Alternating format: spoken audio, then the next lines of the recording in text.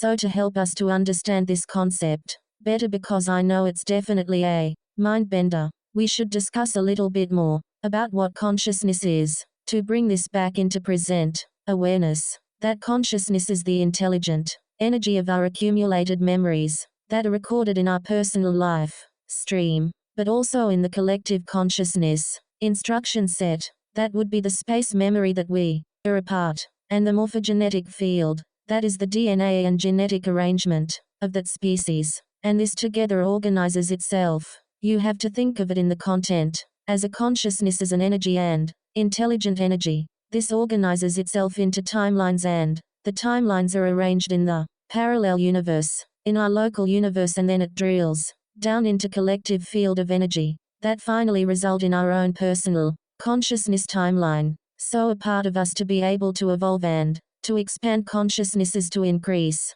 our level of sentience. When we increase our sentience, we are increasing our intelligence. It increases the capacity of that person to retain information, knowledge, and memories. When you think of memories that of consciousness, memories of the accumulated experiences that we have had through many lifetimes, imagine what our life would be like if we could retain our memories throughout thousands of years, being able to retain that knowledge, that awareness, that connection. Can you imagine what our life would be like? How different it would be if we could retain that information now on the earth, as we know, as a part of the consciousness prison. That information has been wiped. This is a part of your consciousness wiping, and why they do it, because if they are going to wipe out our memories, they are going to implant us with false memories. They gain control over our consciousness and over the timelines. The war that we are undergoing on this planet, the war over consciousness, is a war over timelines. So understanding the importance of timelines and connecting the dots of why they do the things that they do here. When we retain our memories, we can also access higher levels of sensory abilities that would seem to be like superpowers to us here on the earth at this particular time. But in fact, these superpowers or higher sensory levels are a normal part of our functioning human consciousness. So when we can't retain our memories, when we can't retain that information, we lose our higher sensory ability. Things that were normal to us originally is a part of our functioning consciousness. So much of the war we are enduring over timelines now is that the dark entities, the various interdimensional entities of the negative alien agenda, do not want to lose their immortal identity, because they will lose the memories of that specific identity. Whatever body they are in, whatever identity they have right now, they have achieved an immortal place in the timeline, meaning they are not reincarnating. They are staying in the same identity, because they have all of this accumulated memories that they don't want to lose. Music.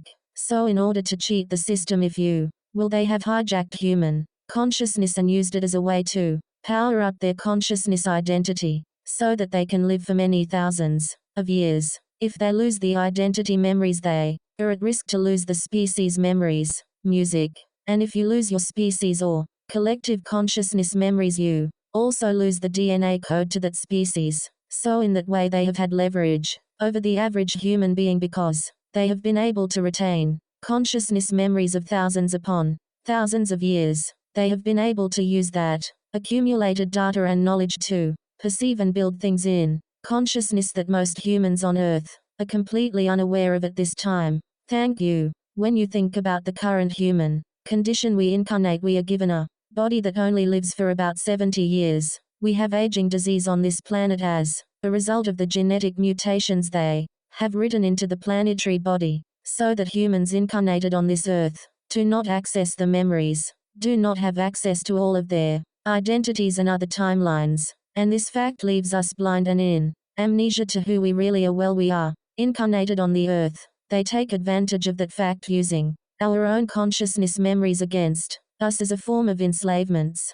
These reptilian entities are very old, and they do not want to pass their body, because they will lose access to all of the memories and experiences they have been accumulating over multiple hundreds of thousands of years. This accumulated memory of consciousness is a powerful currency that they can use against others, and other species especially, who do not have access to these memories from thousands and thousands of years. This is a main conflict over why there is such a violent war happening over controlling the timelines? Because who controls the timelines also controls who gets to retain consciousness memories, and consciousness memories are related to maintaining the species memories, which you want to create for your own species. If you wipe out the consciousness memories, it's potentially wiping out a species, because when you wipe up the consciousness memories, it changes the DNA code in that species and the future timelines of the species.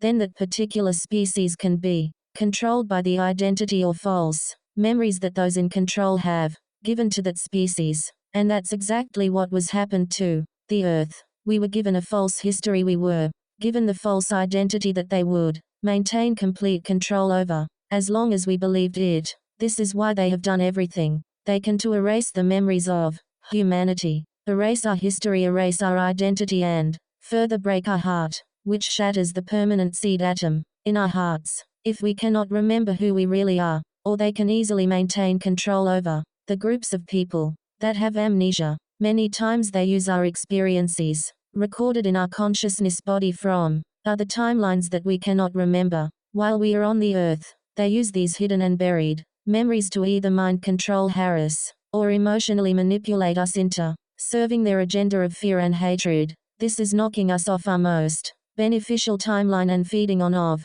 their artificial ones. They have created such an antiquated system here on earth, and we have been conditioned to believe this virtual reality is real. And this is the main problem that we can see operating in the masses. Most people do not want to see what is right in front of them, because the implication of seeing the truth is too emotionally or mentally overwhelming for most people to deal with. This makes our mission on earth very hard to deal with, because humans are fighting alongside their captors, similar to a Stockholm syndrome where hostages sympathize with the criminal. This has kidnapped them. We must recognize this is what's happening on earth and hold unconditional love and compassion for all people that are enduring this and are existing with the stolen conditioner's identity. All of us on this earth endure this deception, thus we are all in this together. So to understand how the consciousness evolves is to realize that our state of consciousness and our state of identity is related to the consciousness movement that occurs when we accumulate memories by traveling in timelines. Again, consciousness is energy, energy is conscious, and they are both interchangeable. Remembering that all energy is intelligent. Everything has an energetic signature and is composed of a certain spectrum of frequency. These are the ray currents or energetic currents that are arranged in form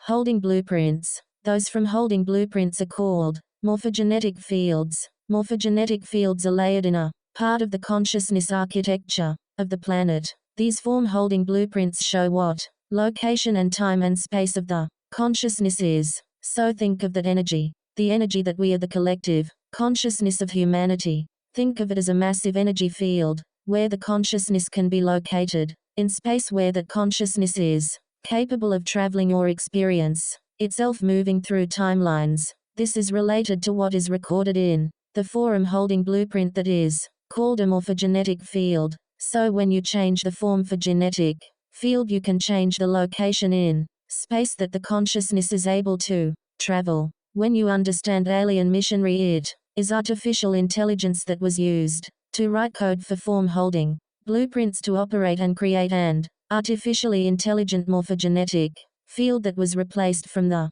original instruction sets. Then you start to understand that they are doing that so they can control where the collective consciousness can travel, and limit access through frequency fences that remain largely undetected by people who are based in the limitation of 3D physical mindsets. They are also controlling the 3D mind in order to control the experiences the consciousness aspects within that person is having. This also includes controlling what levels of the DNA record are available, what levels of that DNA imprint can be downloaded or in harmonic frequency with a particular human being, that particular unique consciousness that has unique genetic memories. It holds this form holding blueprints, all the contents of humanity's mental and emotional body. Those collective layers of the mental and emotional energies form into containers of energy that are responsible for what the entire planet manifests. So what you see on the earth today, the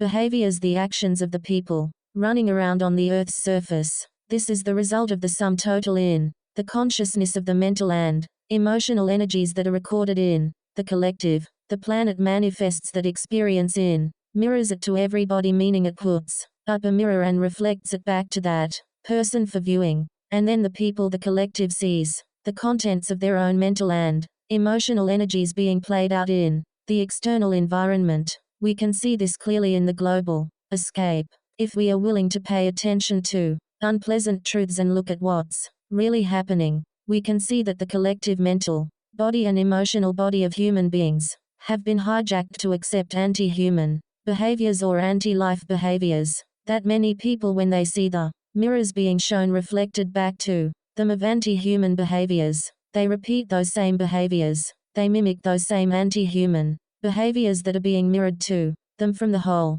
And this is coming from, again, this form holding blueprints that are holding that the collective energy record that is a part of what is obviously the feedback of the consciousness loop within the human being, but are also taking into consideration the sheer deception and gaslighting that it is involved. The smoke and mirrors the alien machinery that has been used to deceive people so they think what they are seeing is the reality, even those reflecting to them something that is purely artificial and made up.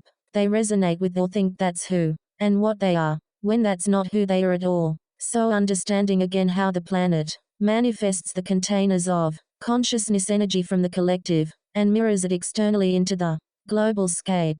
If we see those patterns in the global scape, we are going to see the contents of the hidden mental and emotional energy that is in the consciousness container of the earth. So we can see the anti-behavior, we can see the anti-life behavior and its patterns. When we pay attention, and many people do not know any better, they cannot tell the anti-human behavior is satanic. It's the rehearsal to the principle of life. So many people repeat this anti-life behavior thinking it's normal. They mimic these behaviors, they have been modeled to them from others in the environment. And when we are constantly immersed in anti-human behaviors, we lost what it is to be a human being, to feel deep empathy and compassion. We lose our heart's consciousness function, we lose our feelings and emotions that connects us in ways that we genuinely care about other living creatures. When we genuinely care about other living creatures, other living persons, and this is a direct consciousness experience, the higher sensory experience of feeling empathy and compassion, which only comes from an open and developed heart.